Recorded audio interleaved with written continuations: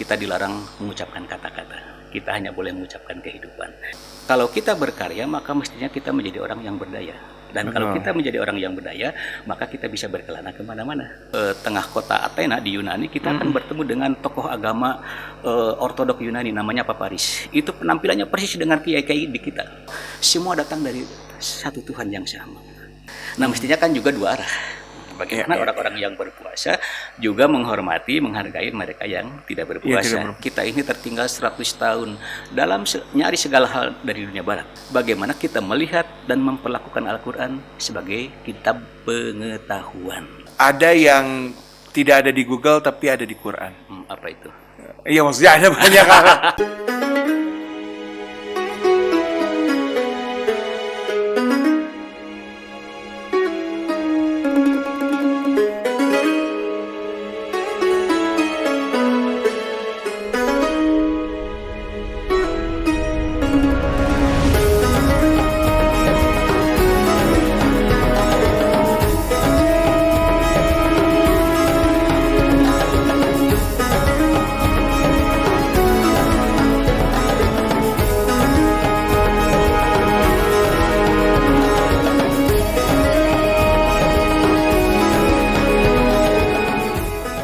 Bismillahirrahmanirrahim. Assalamualaikum warahmatullahi wabarakatuh. Waalaikumsalam warahmatullahi Selamat wayah gini, Iwan Mandala TV ini entah hari yang keberapa.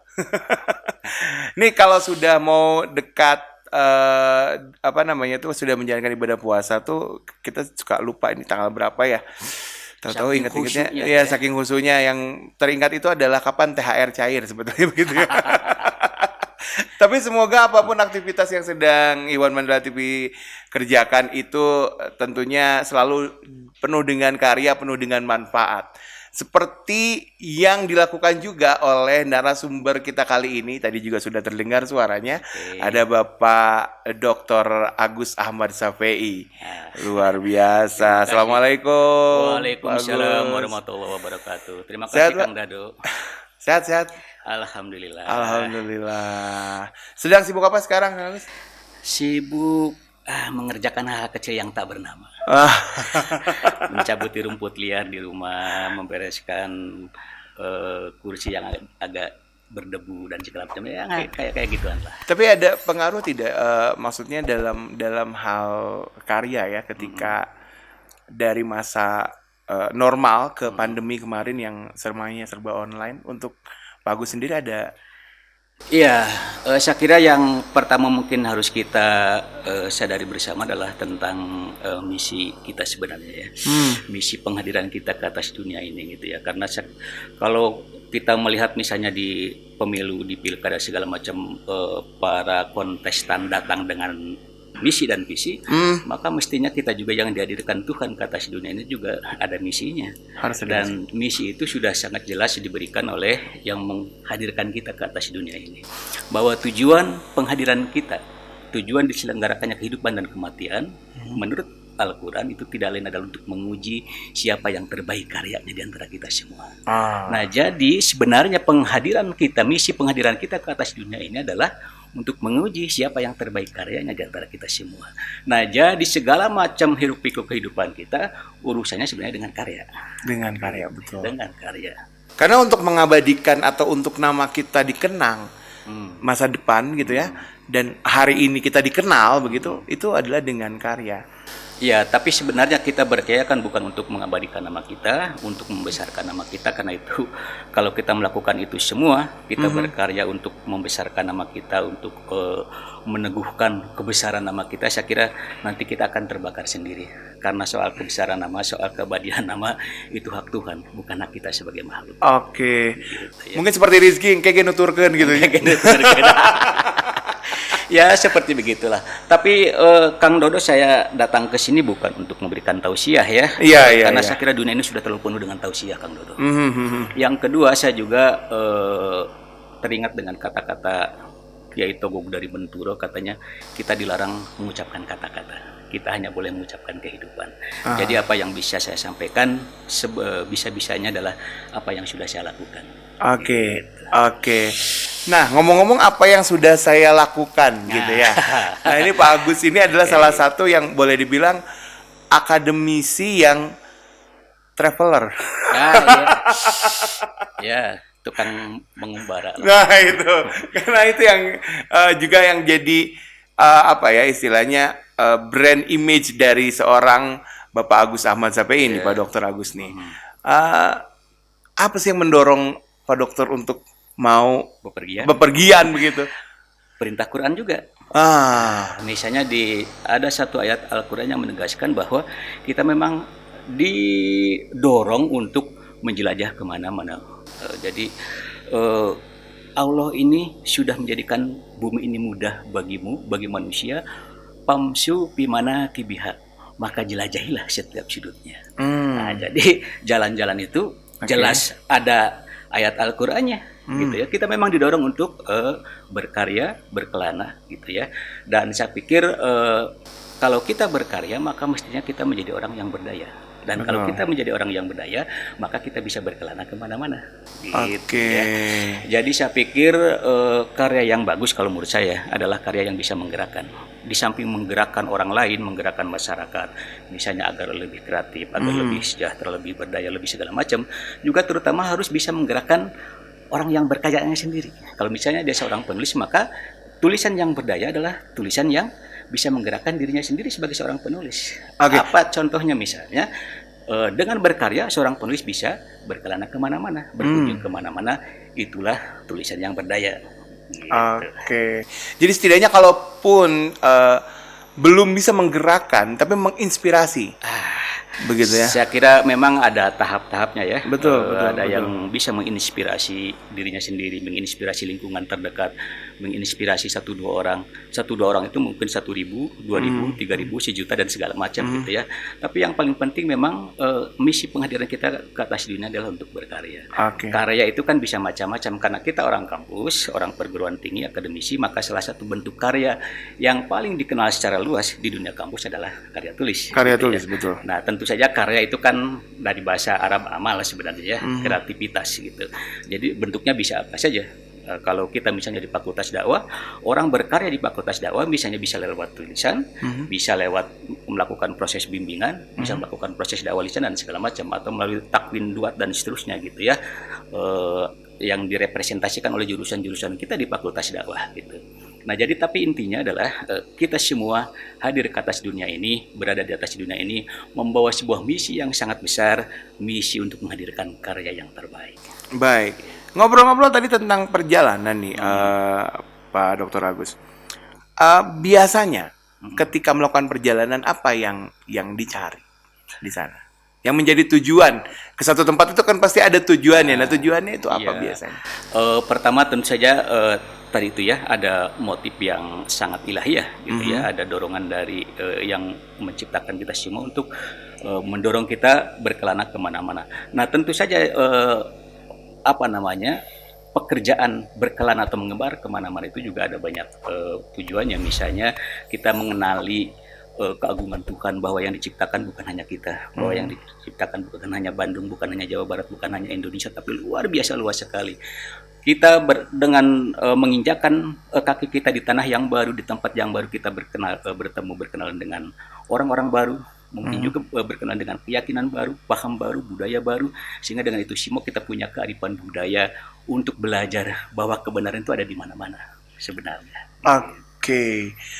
Baik. Ini menarik ya, karena memang ada kalau anak-anak sekarang bilang gini, ketika misalnya kita ketinggalan informasi gitu ya, atau kita tidak bisa bergaul dengan sekitar, lalu ada ungkapan main lu kurang jauh.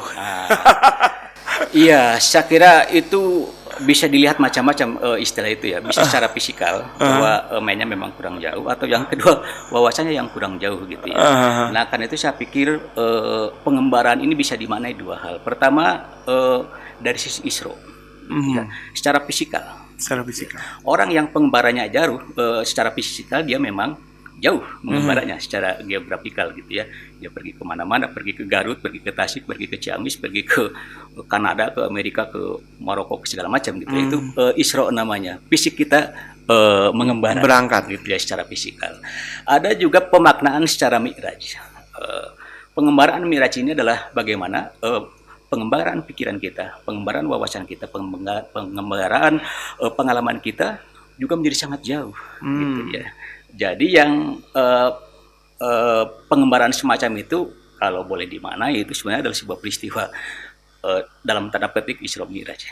Secara Isra fisik kita mengembara kemana-mana, menginjakan kaki di tempat-tempat baru, di tempat-tempat yang sangat jauh, yang berbeda sama sekali dengan kampung halaman kita.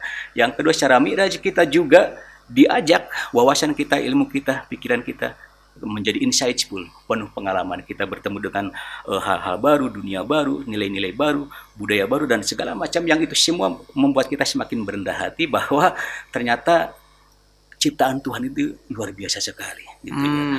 Kulitnya berbeda-beda, tongkrongannya berbeda-beda, budayanya berbeda-beda, sejarahnya berbeda-beda, keyakinannya berbeda-beda. Gitu ya. Jadi kalau dalam bahasa antropologi sering disebut bahwa manusia ini diberi banyak keragaman yang bermacam-macam, tetapi Tuhan mengalungkan kebenaran kepada setiap leher umat manusia. Nah, dengan begitu kita menjadi lebih rendah hati untuk menerima kebenaran dan menerima kebaikan dari manapun datangnya. Karena pada akhirnya itu juga bisa menjadi bekal untuk bertoleransi dan bermoderasi ya. Iya. Semakin banyak kita tahu tentunya orang-orang di luar sana. Iya. Saya bertemu banyak sekali tokoh-tokoh agamawan dari berbagai agama yang berbeda-beda misalnya ya. Misalnya kalau kita jalan-jalan di tengah kota Athena di Yunani, kita akan bertemu dengan tokoh agama ortodok Yunani namanya Paparis. Itu penampilannya persis dengan kiai-kiai di kita. Pakai kopiah yang agak panjang, pakai jubah, kemana-mana bawa rosario, bawa tasbih gitu ya. Itu di tengah kota loh. Saya bertemu dengan orang-orang semacam itu, tokoh-tokoh agama semacam itu. Oh, ini ya tokoh agama yang lain itu. Lalu saya pergi berkelana ke banyak sekali negara-negara di semenanjung Balkan, bekas Yugoslavia itu, ke Bosnia, ke Kroasia, ke Montenegro, ke Bulgaria, ke Rumania dan segala macam. Dan saya bertemu dengan banyak sekali tokoh-tokoh agama Kristen Ortodoks yang berbasis di Eropa Timur, ya terutama di Serbia. Saya juga bertemu dengan tokoh-tokoh agamawan semacam itu. Luar biasa sekali gitu. Dan saya juga dengan pengembaraan semacam itu kita belajar menghubung-hubungkan mungkin titik-titik yang terpisah selama ini, entah oleh sejarah, entah oleh permusuhan, entah oleh peperangan, entah oleh perbedaan geografis yang sangat jauh dan segala macamnya, yang sampai kemudian pada dasarnya mungkin nanti pada satu titik tertentu kita akan memahami semua bahwa semua datang dari satu Tuhan yang sama. Oke. Saya beberapa kali mendengar alunan adzan di beberapa negara Eropa, misalnya di Bulgaria, di Veliko Ternopol, lalu di Mostar, perbatasan dengan Kroasia, di Bosnia Herzegovina dan beberapa tempat yang lain. Dan itu semua menghadirkan atmosfer kejiwaan yang berbeda dibandingkan misalnya yang selama ini sering kita dengar di tanah air. Jadi kalau kita misalnya mendengar adzan segala macam di tanah air, kita ini menjadi sesuatu yang normal, biasa saja. Yang biasa saja, betul. Tapi ketika kita mendengar itu di benua Eropa misalnya, atau di Amerika atau di mana, menjadi sesuatu yang luar biasa gitu ya. Nah, hal-hal yang semacam ini menurut saya hanya mungkin kalau piknik kita jauh, betul. Kalau piknik kita jauh gitu ya. Ya, ini juga kan berkaitan dengan saya beberapa waktu lalu juga sempat membicarakan ini dengan beberapa rekan begitu, tentang bagaimana kemudian di kita masih bahwa ada aturan-aturan yang selama bulan puasa misalnya begitu ya.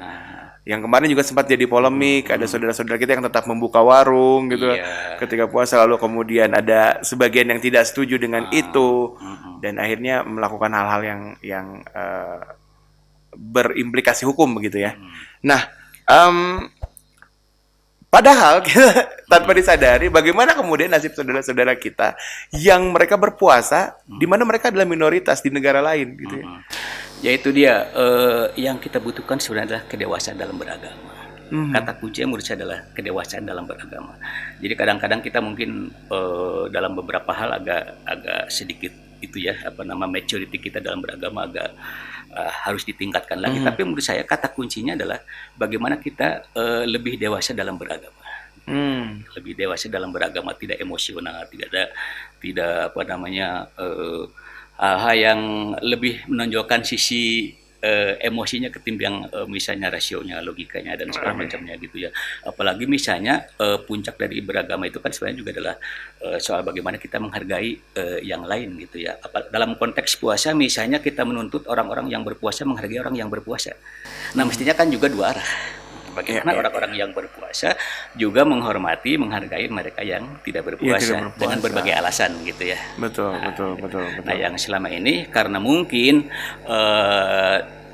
cara beragama kita sebagian kecil dari cara beragama masyarakat kita yang belum sepenuhnya dewasa, sehingga kemudian tadi yang disampaikan oleh Kang Dodo melahirkan sikap-sikap atau tindakan-tindakan yang akhirnya kemudian berimplikasi hukum.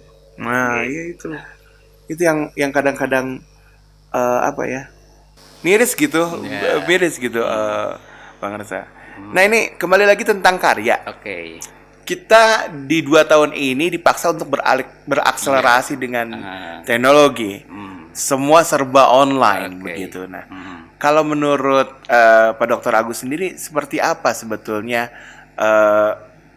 proses akselerasi ini? Yang ini akan berimplikasi tentu pada karya kan. Kalau sebelumnya kita mengenal karya tulis itu betul-betul dalam bentuk fisik, buku begitu misalnya, atau jurnal begitu yang fisik. Nah, sekarang semuanya dipaksa untuk online. Nah, bagaimana tentang itu? Ya, saya kira dunia digital yang kemudian memaksa kita melakukan berbagai hal secara online itu memang sekarang menjadi sesuatu yang bukan lagi pilihan, tapi sebuah keniscayaan.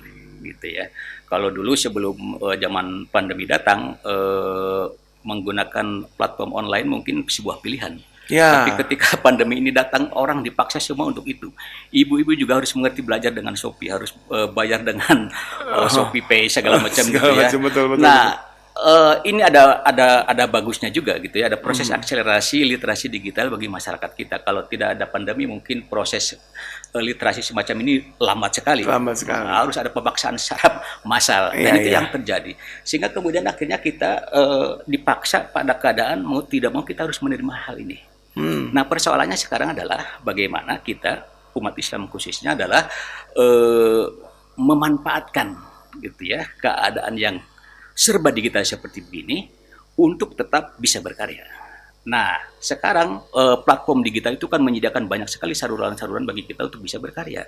Bisa saja dengan media-media sosial yang ada seperti IG, Twitter, Facebook, segala macam gitu ya. Nah, sebenarnya itu semua yang selama ini kita kalau mau kita perhatikan, sebenarnya kita selama ini baru menjadi pemamah konten orang lain. Betul. Baru menjadi konsumen konten orang lain. Nah, problem besarnya adalah bagaimana kita mengubah mindset, mengubah keadaan agar kita tidak hanya berhenti menjadi sebagai maf'ulun bih, tapi menjadi fa'il, menjadi produsen konten untuk hal-hal yang ada di dunia digital itu. Ini problem besarnya Kang Dodo, saya kira.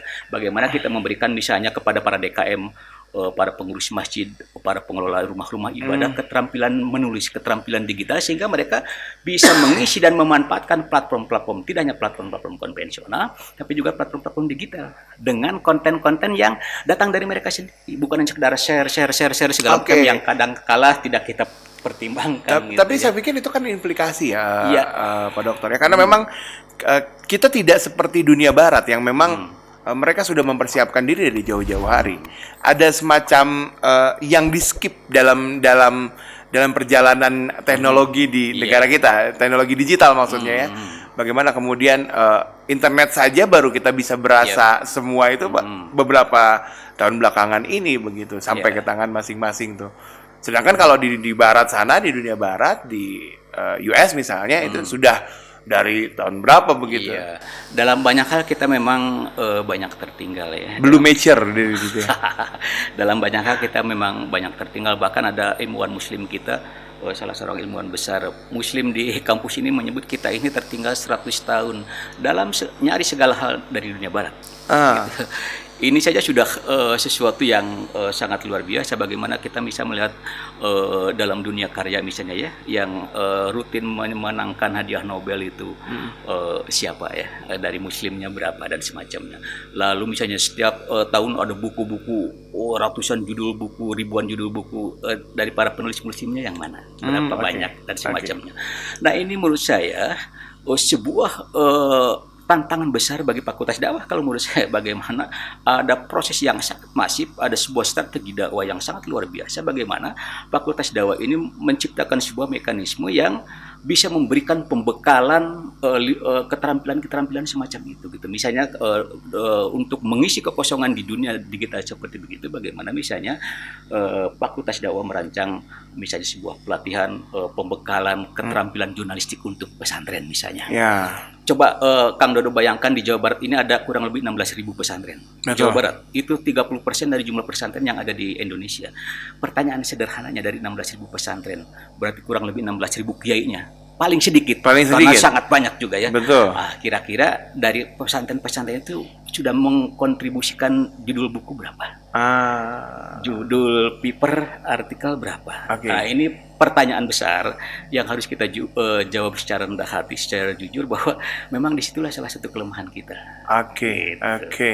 Baik. Nah, tapi ada masalah lain lagi nih, Pak Dr. Agus. Ketika misalnya orang-orang yang menelurkan karya sudah banyak, tapi kekinian kita punya masalah dengan budaya baca. Iya, betul. Ya, jadi kalau anak-anak sekarang itu boleh dibilang generasi pasca tahun 2000 nih, keutamanya nih ya, itu lebih senang melihat segala sesuatu itu dari melihat. Dari nonton misalnya, kebanyakan begitu ya. Ini saya perhatikan sini dari anak-anak saya dan teman-temannya juga gitu ya. Ini mereka tuh lebih senang untuk nonton, cari apa-apa referensinya. Kalau sekarang ditanya, kamu tahu dari mana? Dari YouTube. Bukan dari membaca. Nah, bagaimana kemudian menghadapi tantangan itu? Iya, masyarakat kita ini kan watching society ya, masih di level watching society, masyarakat penonton. Masyarakat penonton masih agak jauh untuk menjadi masyarakat pembaca. Masyarakat penulis apalagi ya, masyarakat pembaca juga masih agak ini gitu ya. Literasi kita masih agak kedodoran di wilayah itu gitu ya. Tapi saya kira memang kita semua pertama-tama harus mengakui kita memang kurang di bidang itu. Kalau sudah ada kesadaran dan pengakuan kekurangan kita, maka kita bisa memperbaikinya secara bersama-sama gitu ya. Nah, saya pikir memang inilah salah satu problem yang dihadapi kita semua. Kalau kita mau belajar misalnya dari Al-Quran, karena kita sedang bicara tentang Ramadan ya. Iya, betul. Kita bisa belajar tentang literasi baca, literasi tulis, dan segala macam itu sebenarnya bisa belajar dari urut-urutannya surat dalam Al-Quran turun. Gitu ya. Itu sebenarnya adalah tahap-tahap internalisasi proses budaya akademik yang sangat luar biasa. Misalnya surat pertama Al-Alaq itu kan yang diperkenalkan adalah tradisi membaca. Yang kedua surat Al-Qalam itu yang diperkenalkan adalah tradisi menulis. Menulis, betul. Yang ketiga misalnya surat Al-Mujamil itu perintah tentang bangun tengah malam. Nah, bangun tengah malam ini untuk apa? Pada waktu itu kan belum untuk mendirikan sholat, karena perintah sholatnya juga belum ada. Nah, perintah surat Al-Mujamil untuk bangun malam itu adalah untuk melakukan internalisasi dua budaya sebelumnya, budaya membaca dengan budaya menulis. Jadi kalau kita belajar pada urut-urutan turunnya surat dalam Al-Quran itu, kalau kita ingin membaca yang enak, ingin menulis yang enak, lakukan di malam hari. Ya. Nah, sekarang problemnya masyarakat kita, apalagi Kang Dodo sebutkan tadi, misalnya anak-anak milenial kita masih cenderung budaya baca, budaya tonton dan segala macam. Ya memang seperti itulah ininya, faktanya gitu ya. Nah, tentu harus ada proses transformasi bagaimana dari budaya menonton, budaya membaca ini kemudian juga menjadi budaya menulis gitu ya. Sekarang sudah ada transformasi itu kecil-kecilan. Misalnya setiap orang sudah tidak asing lagi untuk menulis WhatsApp. Pendek, gitu ya. Tapi Kang Dodo harap dicatat bahwa budaya menulis WhatsApp, mungkin kita pesan WhatsApp bisa ratusan setiap hari ya. Betul. Mungkin kalau digabungkan bisa beberapa halaman kan. Betul.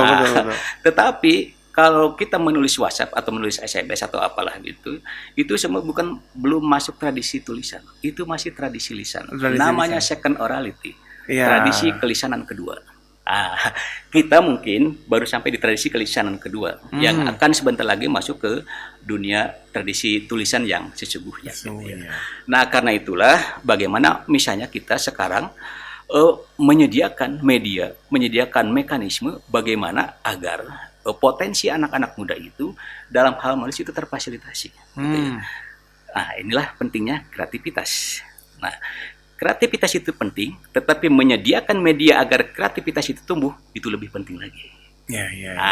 Mestinya institusi-institusi negara, institusi perguruan tinggi, institusi riset seperti kampus kita ini bisa memfasilitasi tumbuh berkembangnya budaya-budaya semacam itu. Nah, karena itu pada tahun 2003, ini sekedar pengalaman sedikit ya, saya bersama Profesor Asep Saiful Muhtadi itu melahirkan satu cabang baru di MTQ namanya Musabaqah Menulis Kandungan Al-Quran. Ini untuk menjawab kegelisahan kita bahwa umat Islam ini selama ini cenderung melupakan salah satu tradisi kuat yang dulu sangat luar biasa dipraktekkan oleh ulama-ulama terdahulu, gitu ya. Maka sekarang kita melahirkan satu cabang baru namanya Musabaqah Menulis Kandungan Al-Quran sejak tahun 2003. Dan sekarang sudah menjadi cabang di MTQ nasional. Kita diminta membina kemana-mana ke seluruh Indonesia, dan ini menjadi sebuah gerakan dakwah yang sangat luar biasa. Sampai kemudian pada tahun 2017 ada seorang profesor di Australia dari Monash University itu menulis sebuah buku yang terbit di London dan di New York dan menyebut cabang Musabaqah Menulis Kandungan Al-Quran ini adalah sebuah tonggak baru gerakan dakwah di Indonesia. Jadi ini saya kira bagaimana kita memunculkan media-media, memunculkan sarana-sarana yang bisa merangsang anak-anak muda kita ini untuk berkreasi dalam dunia tulis menulis. Iya. Tapi ya meskipun memang ya tadi ya tidak semudah memberikan telapak tangan, apalagi sudah terlanjur dengan budaya sekarang anak lebih senang untuk memegang handphone ketimbang memegang buku. Ketika ditanya berapa waktu kamu untuk menghabiskan baca buku dan berapa waktu kamu untuk menghabiskan berselancar di dunia maya, pasti lebih banyak berselancar di dunia maya. Tapi bisa tidak Pak Dr. Agus, ini kan di bulan puasa ada kebiasaan bertadarus ya, tadarus Quran, dan biasanya ditarget di akhir di akhir Ramadan tuh khatam gitu ya. Nah, apakah itu juga bisa kemudian dijadikan jalan untuk pembiasaan ini? Sangat bisa, karena menurut saya proses tadarus berjamaah misalnya atau sendiri-sendiri itu terutama di bulan Ramadan ini saya kira sesuatu yang tradisi yang sangat baik ya. Tapi menurut saya akan lebih baik lagi kalau diimbangi dengan satu tradisi lainnya gitu ya. Jadi mari kita melihat cara bagaimana masyarakat Islam memperlakukan Al-Quran. Yang pertama, sebagian masyarakat kita memperlakukan dan melihat Al-Quran sebagai kitab suci yang ketika kita membacanya, meskipun kita tidak mengerti artinya, adalah sebuah ibadah. Nah, itu yang sangat kuat diyakini oleh masyarakat kita, sehingga kemudian mereka di bulan Ramadan ini khususnya khatam beberapa kali dan segala macam. Sesuatu yang sangat baik kalau menurut saya.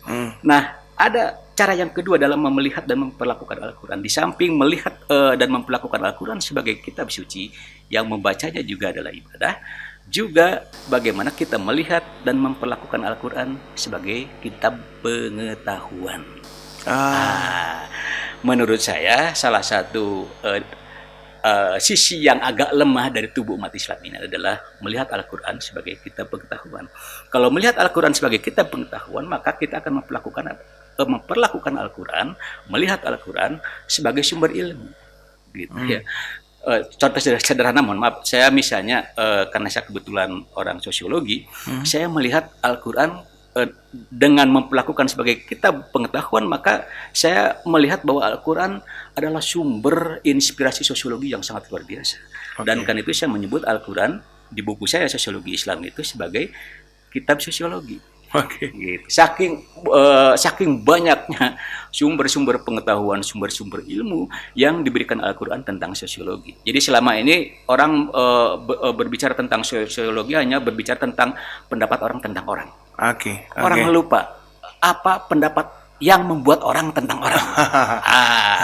Ini yang ingin kita gali, ini yang ingin kita ingatkan, dan ini ingin kita eksplorasi bahwa Al-Quran melimpah menyediakan sumber-sumber ilmu, sumber-sumber pengetahuan yang semacam itu. Nah, karena itu menurut saya sebagai orang perguruan tinggi, akademisi di kampus, di universitas, tugas kita semua bagaimana kita menurunkan konsep-konsep besar dalam Al-Quran itu menjadi konsep-konsep yang operasional.